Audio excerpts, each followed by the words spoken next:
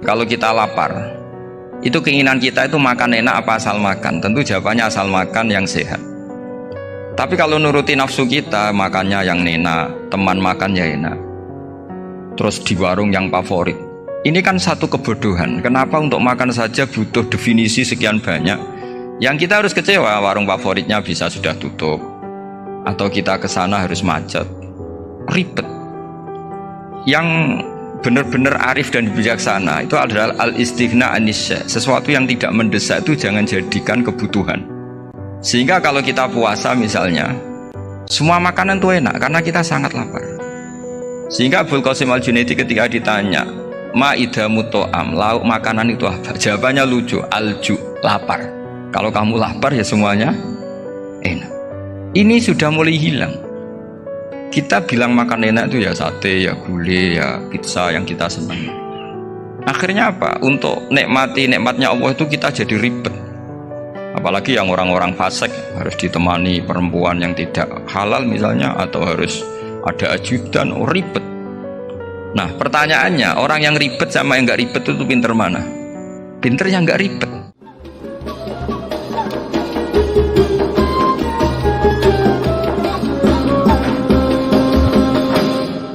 Setelah saya jadi kiai dan penelitian, saya itu berkali-kali didatangi dokter, tentara, juga polisi. Mereka sering bilang gini, Gus saya ini dokter negeri. Saya ke NTT, ke Papua, karena saya muslim, berkebutuhan Islam, maka dibikinkan musola, dibikinkan masjid. Kalau kiai tidak bisa, bikin sendiri urunan mau narik siapa. Mau narik tarikan di jalan yang mau nyumbang siapa. Tapi kalau kebutuhan negara, karena tugas negara, ya difasilitasi negara dan tidak dianggap misionaris karena negara. Begitu juga di beberapa negara yang non muslim kayak di Argentina, di Venezuela, itu ada masjid, ada kajian Islam ya karena duta besar. Dan itu aparat negara. Disinilah kearifan para ulama berkoalisi dengan umarok dengan makna yang positif bahwa agama ini harus ditopang umarok, sistem negara. Tentu di situ ada tentara, ada polisi, ada macam-macam. Kita sebagai kiai juga nggak berdaya di depan para bandar narkoba apa-apa kalau nggak ada BNN. Kita mau apa dengan korupsi kalau tidak ada KPK. Sehingga kearifan para guru-guru kita, mulai Mbah Maimun, bapak saya sendiri, NU, Muhammadiyah, semua ormas-ormas Islam itu pasti maulah kerjasama. Karena kita siapa ya? Kalau tidak kerjasama. Dan di antara pesan Rasulullah SAW adalah yaduwahi ma'al jamaah. Jadi apa ya, kebersamaan itu sudah berkah. Fa inna yadallahi ma'al jamaah. Jadi berkah. Lalu kenapa saya kalau ngaji bawa kitab? Ini agak sebetulnya itu lazim. Lazim itu suatu yang harus. Tapi karena kelamaan mubaligh itu tidak pakai kitab. Seakan-akan bawa kitab itu yang aneh. Sebenarnya aneh mereka. Karena begini logika simpelnya ya. Umat Nabi ini berhak dapat apa coba? Berhak dapat warisan yang paling luhur, paling hebat, paling jernih. Apa itu Quran dan hadis? Pertanyaannya, siapa yang paling punya hak otoritatif untuk menerangkan Quran hadis? Ulama. Ulama yang mana? Ya yang kapabel, yang sudah diakui dunia kayak Imam Ghazali, Imam Bukhari, Imam Syafi'i. Artinya kalau kita tidak pakai materi itu ulama mendapat pikiran kita, bukan mendapat pikiran mereka. Saya ulang lagi, kalau kita tidak pakai materi yang otentik, yang orisinil, umat ini mendapat pikiran kita, bukan pikiran mereka. Maka saya berusaha supaya teman-teman atau semua umat Islam dapat pikiran-pikirannya Imam Ghazali, pikiran-pikiran Imam Bukhari, pikiran-pikiran Abul Qasim Al-Junaidi, kejernian-kejernian Abu Yazid Al-Bustami. Kejernian itu diantaranya adalah misalnya makalah yang menurut saya itu makalah yang super. Jadi untuk ngadepi krisis karena COVID atau karena apalah. Itu lama dulu sederhana sekali. Beliau-beliau punya rumus yang mungkin jarang didengungkan orang, tapi saya akan kampanye rumus ini. Al-istighna, hakikatul istighna, itu adalah al-istighna anis syai' labihi. Jadi pemenuhan kebutuhan yang sebenarnya adalah kita berusaha menghindari sebanyak mungkin kebutuhan yang sekunder, yang enggak penting. Bukan memenuhi semua yang kita inginkan. Jadi misalnya begini ya, kalau kita lapar, itu keinginan kita itu makan enak apa asal makan? Tentu jawabannya asal makan yang sehat. Tapi kalau nuruti nafsu kita, makannya yang enak, teman makan ya enak. Terus di warung yang favorit. Ini kan satu kebodohan. Kenapa untuk makan saja butuh definisi sekian banyak? Yang kita harus kecewa, warung favoritnya bisa sudah tutup. Atau kita ke sana harus macet. Ribet. Yang benar-benar arif dan bijaksana itu adalah al-istighna anisya. Sesuatu yang tidak mendesak itu jangan jadikan kebutuhan. Sehingga kalau kita puasa misalnya, semua makanan itu enak karena kita sangat lapar. Sehingga Abul Qasim Al-Junaidi ketika ditanya, ma'idamu to'am, lauk makanan itu apa? Jawabannya lucu, alju, lapar. Kalau kamu lapar ya semuanya enak. Ini sudah mulai hilang. Kita bilang makan enak itu ya sate, ya gulai, ya pizza yang kita senang. Akhirnya apa? Untuk nikmati nikmatnya Allah itu kita jadi ribet. Apalagi yang orang-orang fasik harus ditemani perempuan yang tidak halal misalnya, atau harus ada ajudan, ribet. Nah pertanyaannya, orang yang ribet sama yang nggak ribet itu pinter mana? Pinter yang nggak ribet. Nah ini kearifan-kearifan yang mulai hilang.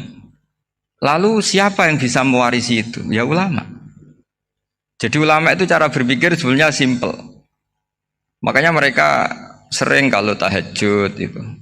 Di antara makalah Sayyidina Ali paling terkenal dan yang menjadikan beliau punya derajat yang luar biasa itu adalah kafani izzan antakuna li robban wa kafani fakhron an akuna laka abdan. Ya Allah, saya ini sudah begitu mulia, begitu terhormat dan sangat-sangat terhormat karena yang menjadi Tuhan itu Engkau. Jadi rumus pertama itu karena menjadi Tuhan itu Engkau. Hanya Tuhan yang abadi, Tuhan yang pertama, hanya Tuhan yang al-awwal. Coba ya Allah, kalau saya ini punya Tuhan Fir'aun, punya Tuhan mati jadi tontonan lagi, itu kerennya di mana coba? Andaikan kita punya Tuhan Fir'aun, atau punya Tuhan yang asal usulnya manusia, apapun hebatnya manusia itu, kita punya Tuhan manusia itu. Tuhan yang lapar, yang kalau nggak makan mungkin pingsan, mungkin bisa kena COVID, nanti Tuhannya diisolasi, kayak apa? Makanya ketika Tuhan Allah menyindir ketuhanan selain Allah itu, Allah hanya menyindir dengan kalimat sederhana, karena yakulani to'am, yang kamu tuhankan itu masih makan. Artinya kalau nggak makan ya lemes. Jadi lama-lama ada orang gini, alhamdulillah tadi Tuhan mampir ke saya, kelihatannya lapar, setelah tak kasih makan sehat lagi. Susah nggak punya Tuhan yang seperti itu. Beda dengan Tuhan kita. Tuhan yang nggak butuh makan, nggak butuh minum, al-qayyum, zat yang berdiri sendiri tanpa butuh yang lain. Al-awwal, sebelum ada langit bumi sudah ada Tuhan kita yaitu Allah. Bandingkan dengan Tuhan-Tuhan yang dipertuhan yang lain, yang adanya setelah bumi, misalnya Fir'aun dan sebagainya. Sehingga Sayyidina Ali pertama jadi kebanggaan apa? Kafani izzan antakuna li robban. Saya ini keren betul karena punya Tuhan yaitu Engkau. Tuhan yang lahul asmaul husna, Tuhan yang semuanya punya kebaikan, punya keabadian, punya keagungan. Terus wa kafani fakhron an akuna laka abdan, dan saya bangga sekali karena saya menjadi hambamu. Kalau saya jadi hambanya Pak Rektor ribet kan? Sudah tak hormati ternyata nanti tidak rektor. Ya kan ribet kan? Terus pokoknya ribet. Jadi budaknya manusia itu ribet. Makanya ada seorang wali datang ke temannya yang jadi presiden atau jadi raja. Datang ke situ karena tidak punya uang, mau minta uang karena temannya raja.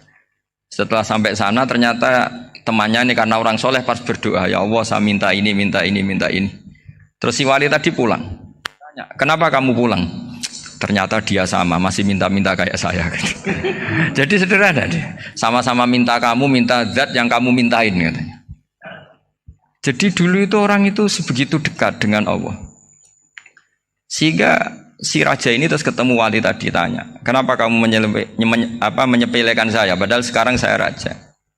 Terus ditanya sama wali tadi, karena temannya, kalau kamu di padang pasir tidak bisa minum dan harus minum 1 gelas, dengan ongkos kamu harus mengasihkan semua kerajaan kamu demi minuman itu.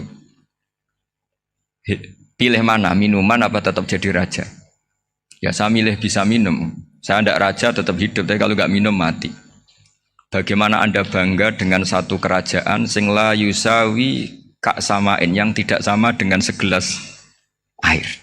Jadi Artinya terus mereka melihat jadi raja itu ya biasa, jadi presiden biasa, jadi rektor biasa. Karena mereka biasa berlogika, hakikatul izzah itu ya taqarrub ila Allah, yang benar-benar terhormat itu ya dekat dengan Allah. Begitu seterusnya mereka bikin paradok-paradok yang aneh, tapi itu menjadi pelajaran. Bapak saya Ki Nur Salim itu senang baca anekdot Nasiruddin Koja.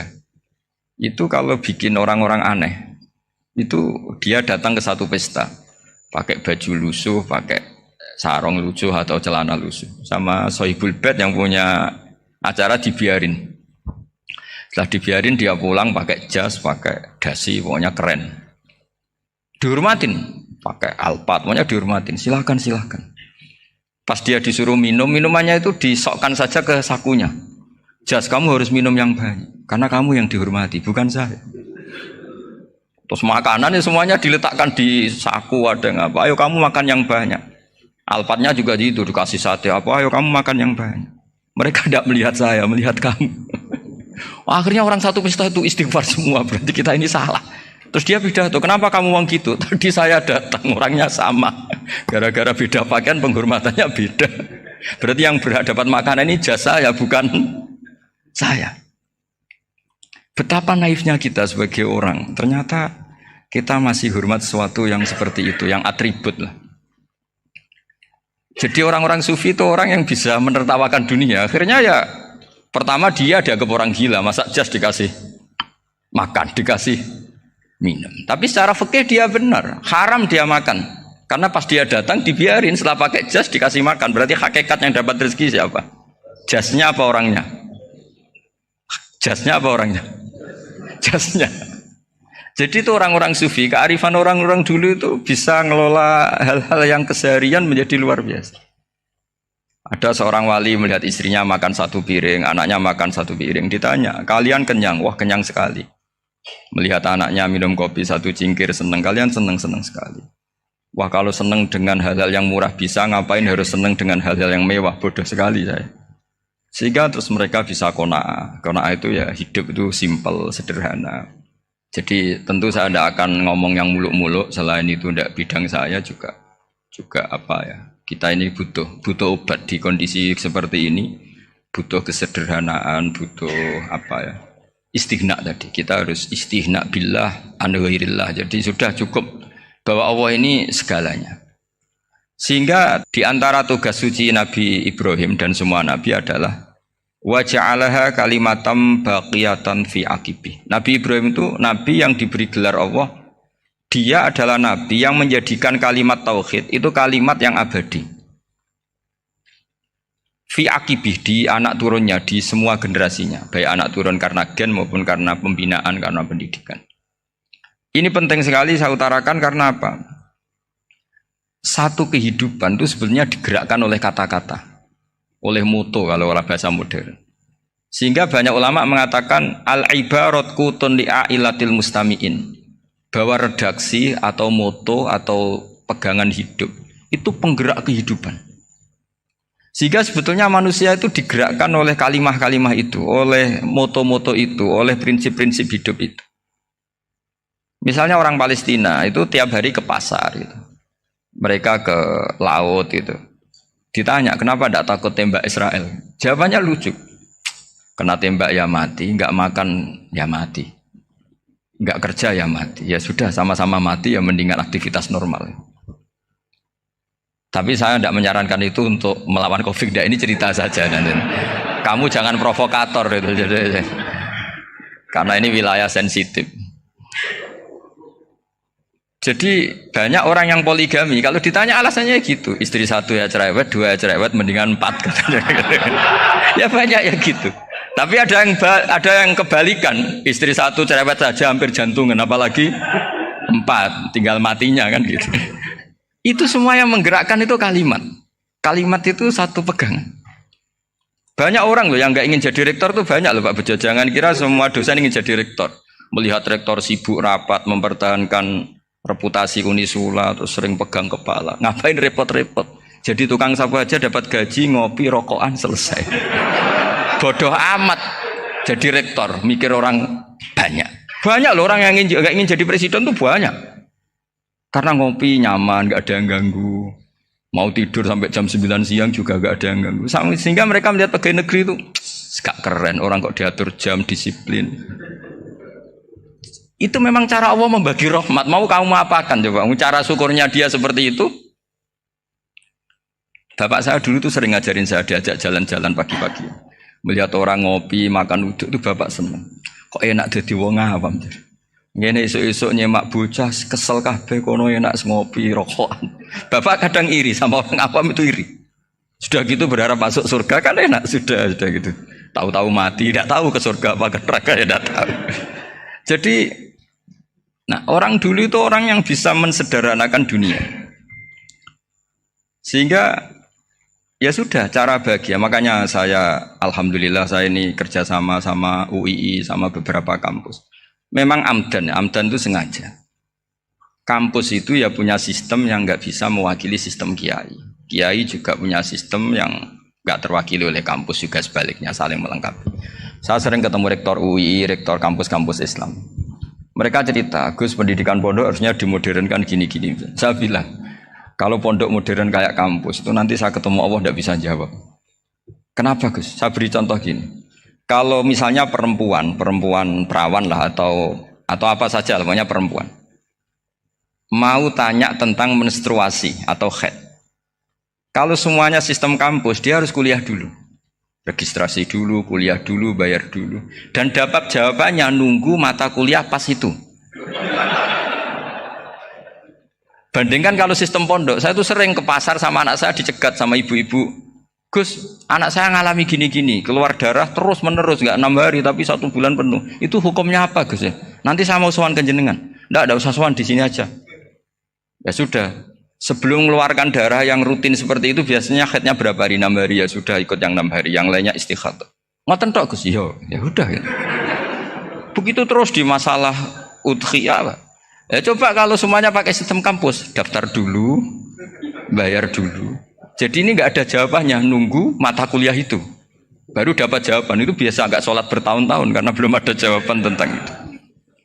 Nah itu kalau misalnya orang mati, tahunya cara apa memulasara jenazah itu nunggu kuliah dulu, pas mata pelajaran itu dulu, baru menangani orang mati. Berarti orang mati itu tergeledak semua. Tapi kalau kiai kan enggak. Kesini orang mati terbakar, kalau dimandiin malah badannya copot-copot, itu gimana hukumnya? Ini ada orang mati Gus Kendat, ini disolati apa enggak? Ada orang mati apa itu oplosan ya, itu disolati enggak? So sering ditanya gitu. Enggak usah registrasi Pak Rektor, enggak usah registrasi, enggak usah daftar, enggak usah seminar. Makanya kalau orang kampus wani kiai itu ya kualat tenan itu, karena ini yang on time ya. Tapi pondok seperti saya ya ikrar seikrar-ikrarnya pentingnya kampus karena melatih efisiensi waktu, disiplin, tata kelola manajemen sehingga kita ya hormat. Tapi tadi kita harus saling melengkapi sehingga saya tunjukkan ke publik bahwa saya hormat sekali sama polisi, sama tentara. Coba kita bisa apa ngadepi bandar narkoba kalau enggak polisi? Bisa apa coba menjaga NKRI kalau enggak tentara? Begitu juga ya sudahlah kita memang fa inna yadallahi ma'al jamaah, kita berkah itu kalau bersama-sama, enggak bisa kita sendiri. Nah lalu orang kayak saya itu ya beberapa kali sebetulnya saya itu ditawanin jadi dokter honoris causa apa. Kekhawatiran saya satu, takut pas nggak punya uang. Itu dokter kok gak di duit kan gak pantas gitu. Jadi repot gitu, daripada beban lah sudah lah nggak usah dokter. Jadi kalau nggak punya uang ya pantas, terus kalau ngebis ya pantas. Suatu saat kalau mati nggak ada yang hadir ya pantas, nggak dokter gitu. Kalau sudah dokter kok masuk neraka, kayaknya apalagi rektor kampus Islam kok masuk neraka itu kan kok kayak nggak pas itu. Misalnya rektor lah ditanya mungkar nakir nggak bisa kan kayak gimana gitu. Makanya harus sering ngaji saya supaya nggak malu di depan mungkar nakir. Masa rektor ditanya mungkar nakir nggak bisa. Harus berani bentak. Ini saya rektor loh Pak mungkar nakir. Masa kalau wali-wali dulu berani. Masyhur di cerita wali-wali ditanya marabbuka manabuka. Saya ini guru tauhid. Kok kamu tanya marabbuka manabuka yang ngelotok? Kok kamu tidak pernah ngaji enak aja tanya. Jadi wali-wali itu ya rileks ngadepi mungkin. Saya yakin rileks wali di Bang Pak Rektor. Saya yakin itu. Karena wali itu lebih dekat Allah. Sehingga orang dulu itu saya ulang lagi ya, ada satu kearifan namanya hidup itu apa? Hidup itu adalah cari sebanyak mungkin supaya hidup itu tidak tergantung pada banyak hal. Sehingga misalnya cara berpikir orang-orang modern itu sebenarnya banyak orang-orang ilmuwan yang nggak ngagumi Amerika. Bukan karena angkuh ndak. Untuk mempertahankan kebesaran negara sebesar itu, kebutuhan listriknya besar, kebutuhan tentaranya besar, kebutuhan apa?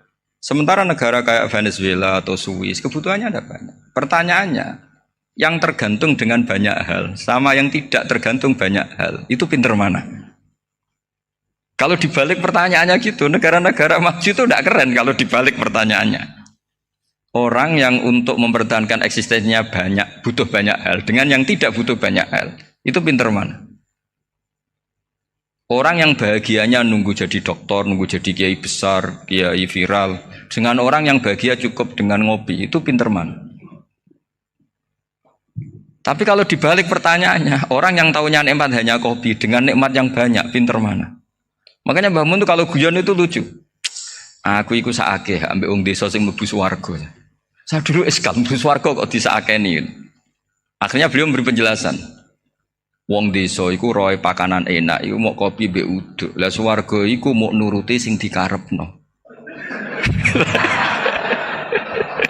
Akhirnya wis mau mangan, wis ngopi, nguduk, ngopi ora roh pakanan liyane iku ora roh.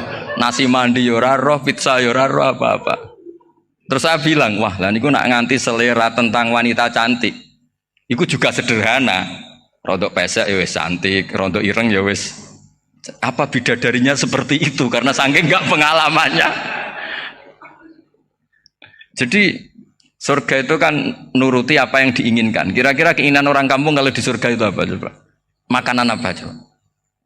Ya, nah, senengnya ketemel gemblong itu. Artinya malaikat lebih suka nangani surganya orang-orang kampung timbang Pak Rektor. Ini sudah ribet ini. Makanan apa saja sudah harus dicoba ya. Terus kalau di mall tahu orang macam-macam, seleranya macam-macam pasti. Enak mana kalau sampai jadi malaikat pelayan surga? Suka ngelayani orang kampung apa yang orang kota? Orang kampung kan? Jadi ya itu guyon tapi itu menjadi pikiran kita bahwa orang yang banyak kebutuhan itu sebetulnya banyak kebodohannya karena menggantungkan kebahagiaannya dengan banyak hal. Makanya Imam Syafi'i ngendikan istighna itu apa? Al istighna anisya'i. Yang dikatakan kecukupan adalah berusaha sebanyak mungkin banyak hal tidak kamu butuhkan. Bukan memenuhi semua kebutuhan kamu karena nafsu kamu ini tidak ada batasnya gitu. Kalau kamu penuhin nggak akan selesai. Itu ada perempuan yang kurang cantik itu minta doa saya, Gus doain suami saya kaya, terus tak guyonin, terus nggak minta. Kalau suami kamu kaya, yang pertama dirubah itu apa? Rumah Gus, supaya rumah saya bagus. Kedua apa? Mobil, supaya mobil saya bagus. Nanti yang dievaluasi itu kamu. Mobil bagus, Alphard, rumah mewah, istrinya kamu pasti itu dievaluasi. Langsung enggak usah sudah gini aja kan. Jadi pertama yang dievaluasi itu kaya itu coba kalau suami kaya itu yang dievaluasi pertama rumah ya. Rumah ganti. Setelah itu apa? Mobil. Kira-kira berikutnya. Akhirnya sudah Gus enggak jadi. Nabi Ibrahim itu pernah minta umur panjang. Keren umur panjang. Sama Allah nggak dijawab.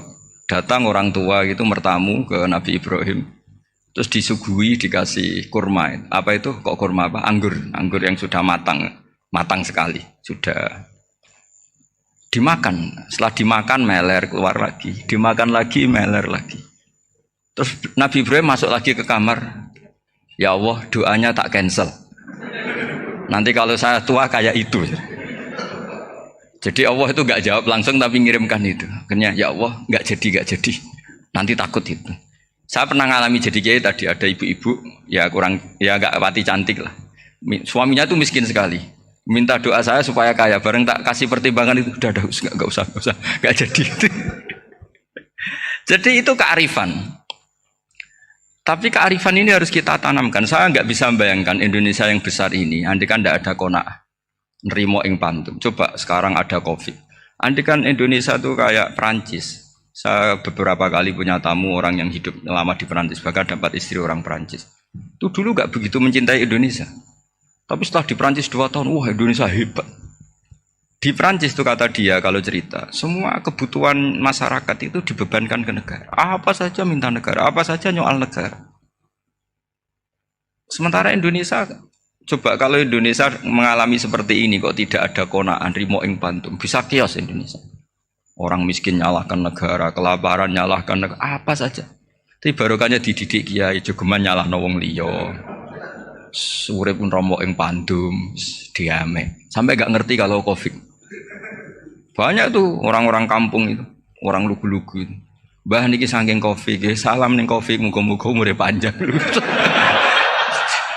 Dikira Covid itu nama orang yang ahli sosial itu. Mbak niki dana saking Covid. Matur nuwun sampekno salamku muga-muga umur panjang. Bingung kan yang nganterin ini. Ini gimana yang mau menjelaskan? Memang nggak paham. Ribet kan. Tapi saya pastikan bahwa dengan keadaan seperti ini kita bahagia, kita stabil itu jelas barokahnya kalimat tadi, moto tadi atau pegangan hidup tadi. Makanya disebut al-ibarat kutun li'ailatil mustami'in.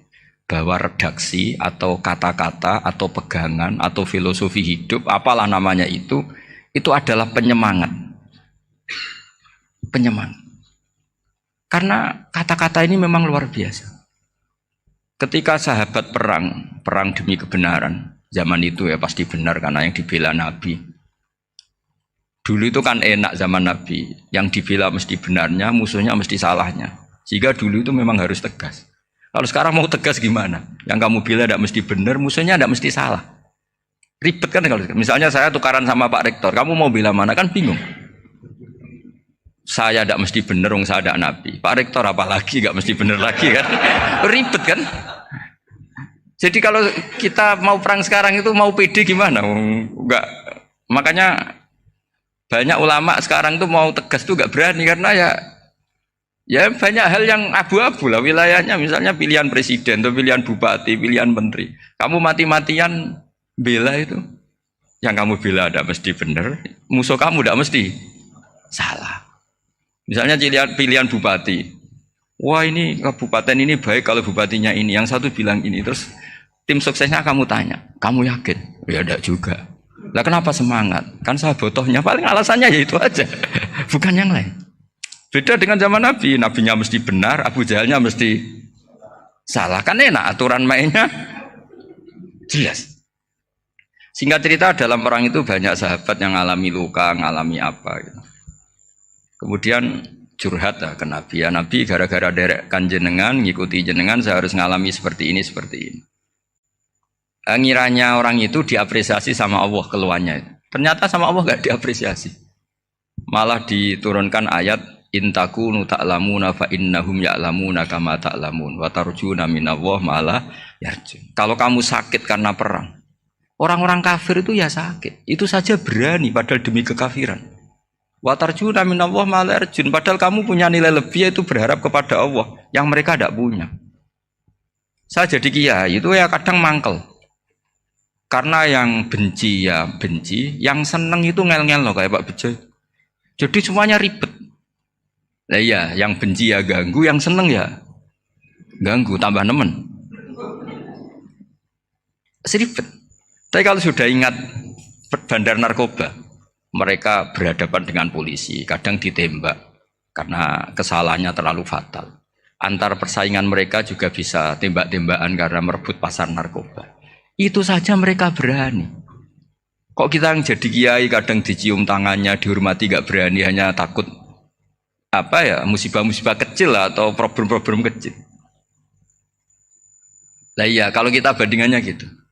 Kalau kamu mau tahajud kedinginan, itu masih nanti dihisab Allah itu gitu. Maling ayam itu keluar malam-malam, hanya dapat ayam. Itu gak takut dingin. Ya gak takut digebuki masa. Kamu mau tahajud saja takut dingin. Makanya nanti hisabnya orang soleh itu nanti dijajarkan orang dolim. Terus diperbandingkan. Wah itu habis kamu kalau itu. Jadi misalnya Unisula mau rapat, tapi ini malam, kalau malam dingin nanti sama masuk angin. Anak-anak pang di perapatan aja berani kamu. Kalau sudah perbandingannya gitu tuh ribet kita nanti. Makanya itu kalimat itu moto atau filosofi hidup. Sehingga diulang lagi nasihat itu. Iyam saskum korhun fakodu masal koma korhum mislu.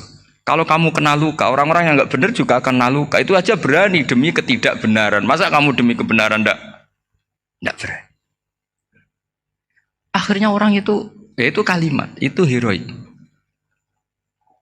Makanya kita ini penting ya, makanya tadi himne Unisula dimulai kalimat thayyibah. Karena kalimat ini yang menjaga kita kalimat ini. Misalnya tentang Tuhan.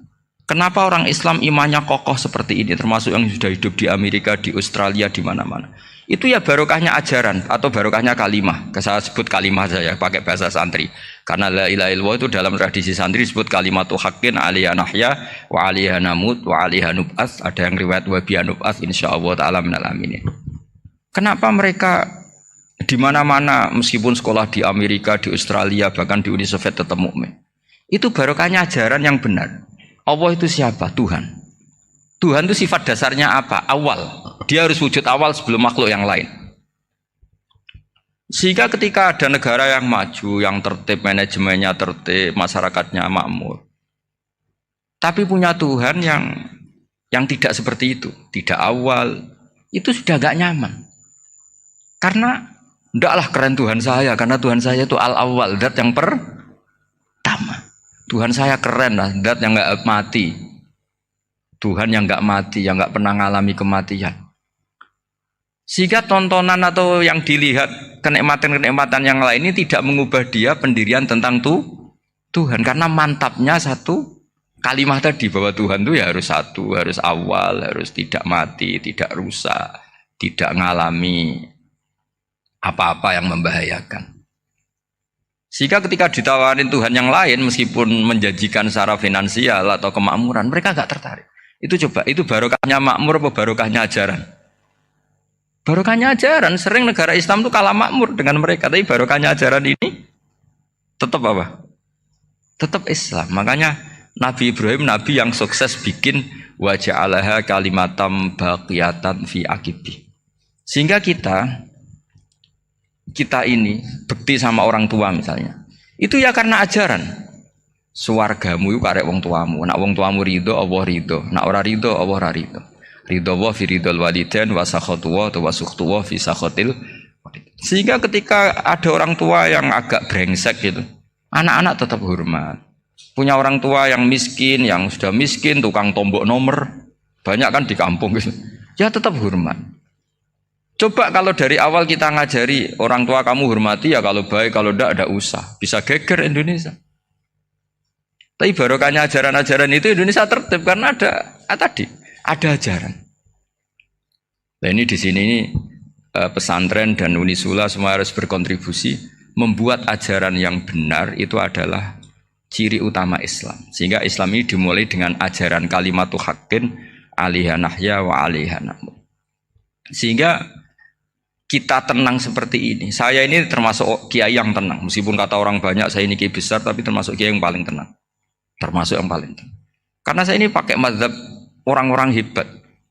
Saya berkali-kali cerita, orang kayak Imam Syafi'i itu orang yang luar biasa. Saya berkali-kali cerita, orang yang tadi nyium tangan kamu ya Imam Syafi'i, di belakang tuh ngerasani kamu, menghujat kamu. Jawabannya enak saja. Berarti saya alhamdulillah orang yang wibawa. Buktinya di depan saya nggak berani. Jadi enteng saja.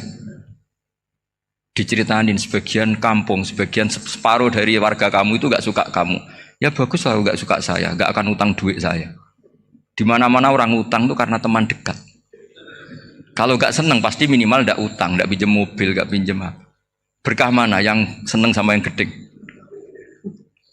Jadi dianggap enteng saja. Semua yang dialamin dianggap enteng saja. Misalnya punya istri pemarah, ya baguslah marahin suami. Kalau marahin tonggo malah ribet. Jadi kamu harus terima kasih kalau dimarahin istri. Baguslah marahin saya mah, kalau marahin tonggo ribet. Jadi enteng saja. Tapi kita sekarang tuh karena nafsu ya, sehingga menghadapi hidup ini ribet. Ulama dulu kalau mau mati itu senengnya bukan main. Sudah lama saya ini ingin nggak maksiat. Kayaknya nggak maksiat paling efektif itu mati. Ya tidak apa-apa Gusti, kalau sebaiknya mati ya mati aja. Enteng saja. Jadi melihat kematian itu akhir dari segala keburukan atau potensi keburukan. Apapun baik kita sekarang, suatu saat mungkin kita nggak baik. Yang bisa menghentikan ketidakbaikan atau potensi ketidakbaikan itu apa coba? Mati kan? Berarti mati itu mengerikan apa menyenangkan? Mesti kamu tidak berani menjawab. Meskipun secara ilmu kamu berani, tapi secara rasa agak berani kan? Saya ulang lagi ya, yang bisa menghentikan keburukan atau potensi keburukan itu apa coba? Apa? Kematian. Berarti kematian itu menyenangkan atau menyusahkan? Apapun kamu tidak berani jawab karena kamu agak-agak duniawi itu kelihatannya. Tapi secara ilmu, kamu tahu kan kalau mati itu tidak buruk-buruk banget. Karena apa? Itu akhir dari segala keburukan. Sehingga Nabi ngajarkan kalimat itu begitu luar biasa. Allahumma ahyini maka natil hayatu khairan li wa tawaffani maka natil wafatu khairan li. Nabi melihat dunia itu begitu indah. Ya Allah, kalau saya ini hidup, anggap saja hidup ini ziyadatan li fi kulli khairin, menjadi modal saya menambah segala kebaikan. Jika suatu saat saya mati, anggap mawon rohatan li min kulli syarrin, itu akhir dari segala keburukan saya. Sehingga mati hidup ya baik karena di situ kita bisa berkontribusi beramal soleh. Mati juga baik karena mengakhiri segala keburukan. Nabi nate ngendikan lagi, ajaban li amril mukmini inna amrahu kullahu khair. Orang mukmin itu mengagumkan, semuanya baik. In asobathu na'ma syakara fakana khairan lah. Kalau baru dapat nikmat, dia syukur, maka itu baik. Wa in asobatu dharra sabara. Kalau dapat masalah mereka sabar, itu juga baik. Jika orang mukmin dua sisinya pasti baik. Itu juga kalimat, maksudnya moto atau pegangan hidup. Nah, berikut ini saya beri contoh, ini kenangan saya, ini contoh terakhir. Masalah jadi orang terkenal maupun tidak. Di sini dicontohkan Imam Ghazali di halaman 367 di kitab saya 367, juznya 3 di kitab Ihya Ulumuddin. Di sini beliau cerita betapa untuk menjaga ikhlas sebaiknya orang itu tidak terkenal, tidak syuhrah, tidak terkenal. Oke, itu kita sepakat ya, karena kalau terkenal mungkin orang dipaksa publik dengan tanda kutip untuk selalu berbuat baik, tapi karena jaim lah, jaga image atau apa. Tapi ketika dibalik pertanyaannya, kamu rela yang terkenal itu orang nggak benar, sementara yang orang benar itu nggak terkenal. Lalu masyarakat taunya yang tidak benar. Kalau pertanyaannya dibalik gitu, orang baik wajib terkenal enggak? Kalau pertanyaannya dibalik seperti itu. Dokter yang benar tidak terkenal, yang malpraktek terkenal. Kamu ingin kondisi seperti itu? Gak ingin kan? Kampus yang bagus gak terkenal, kampus yang bagus gak terkenal, yang gak bagus.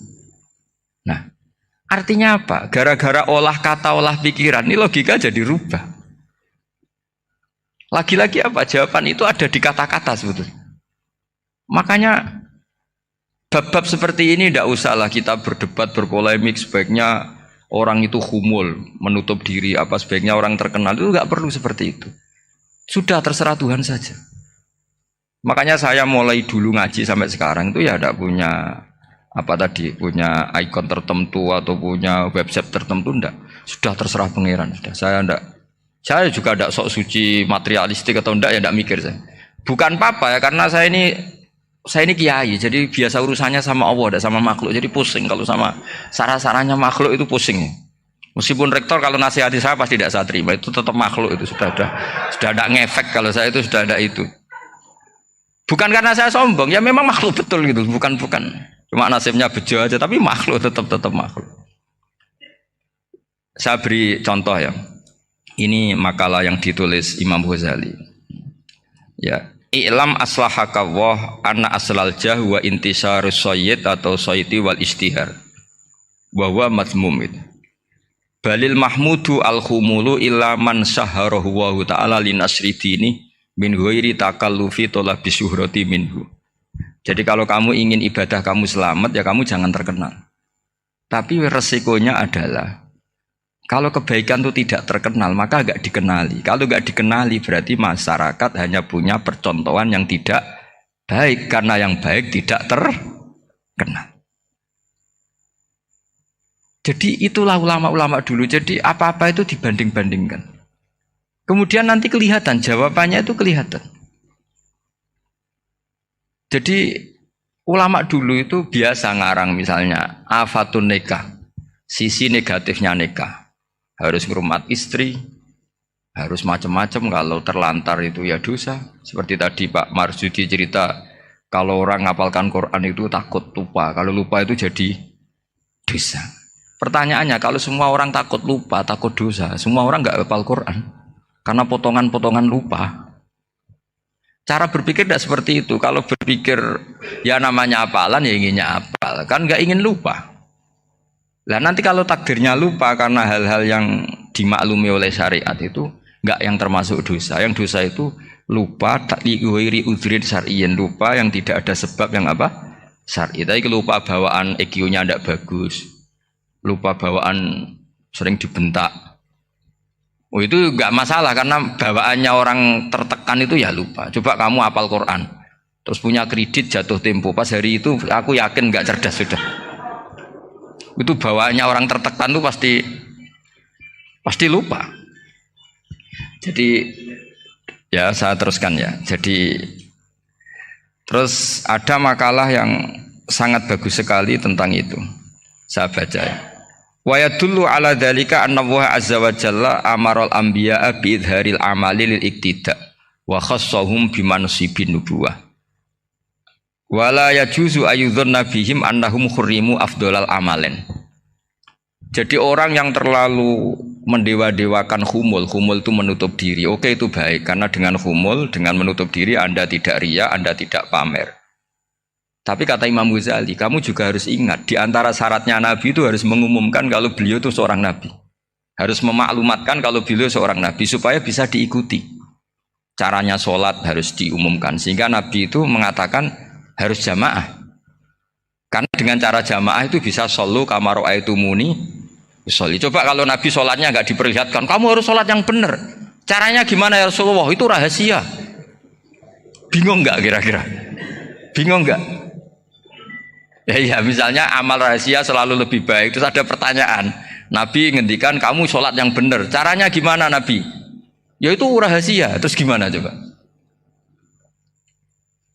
Tapi Nabi ngendikan apa? Shollu kama ra'aitumuni usolli. Ya sudah kamu sholat, niru saya sholat.